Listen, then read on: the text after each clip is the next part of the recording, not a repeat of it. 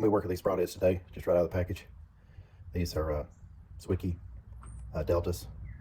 I think, let's see what they say they weigh. 135 grains with no threaded adapter in them. And I'm going to be turning them into what I call Delta DANGS. This is 125 grain insert. And put it in here with a little glue, hot glue, and it will give you some serious FOC, 260 grains. So here we go. Right out of the package here.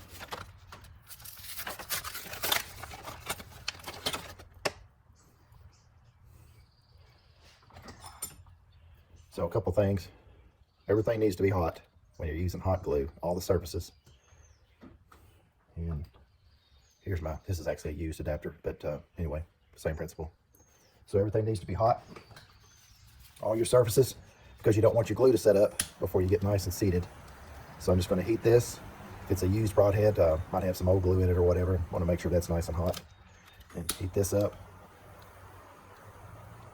This is what you're going to be applying your glue to. Make sure it's hot all the way around. If there's existing glue on there, it should look wet. And here's a stick of hot glue right here. So heat this a few seconds. Okay, so heat this. This doesn't, that other one's like a little propane torch or something. Make sure everything is nice and heated.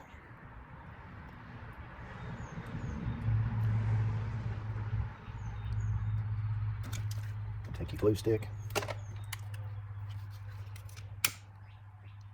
Heat it up. Okay. And put it all the way around. Make sure it's nice. You got coverage all the way around. Now it's going to try to solidify on you, so you just heat it up again.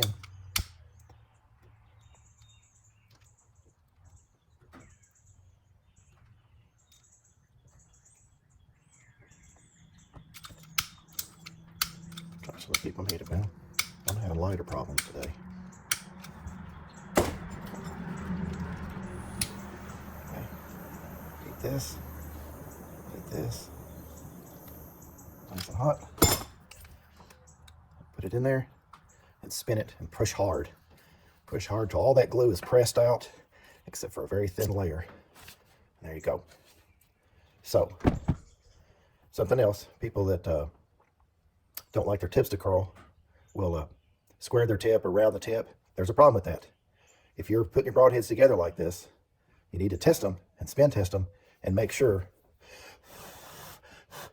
See, that's cool. I don't know. That might be cool enough to take off. Yeah, it is. And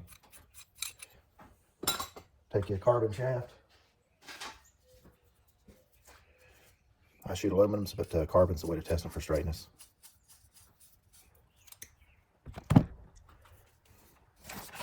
Make this do this or not, but you just spin the shaft and see if there's any wobble right here above the broadhead. And I'm not seeing any.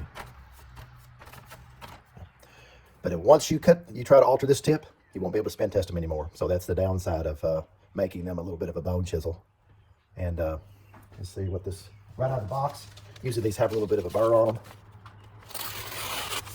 Not bad. Not bad for out of the box. But what I do is take them like this.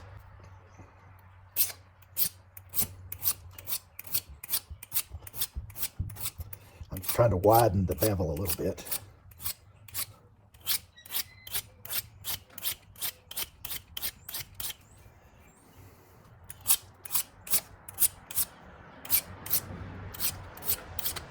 You're trying to create a burr. If they haven't created one at the factory, you can turn your file backwards and do the other side.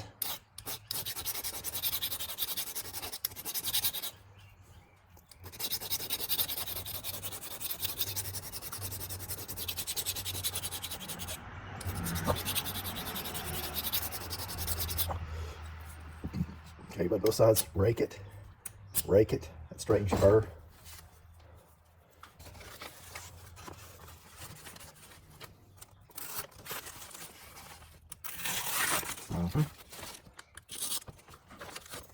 I guess the paper wants to curl a little bit. There you go.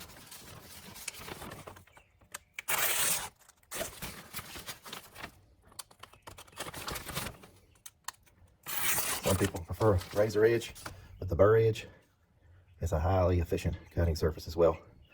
It will actually grab onto blood vessels, pull and cut them, slice them, versus just pushing them aside.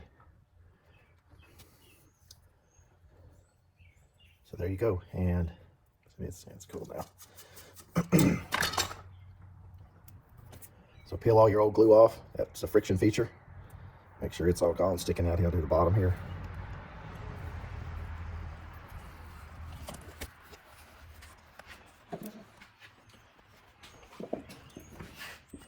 See what we got here.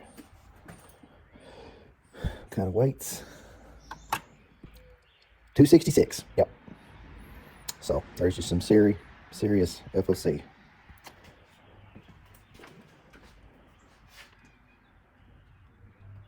So Zwickey Delta DANGS.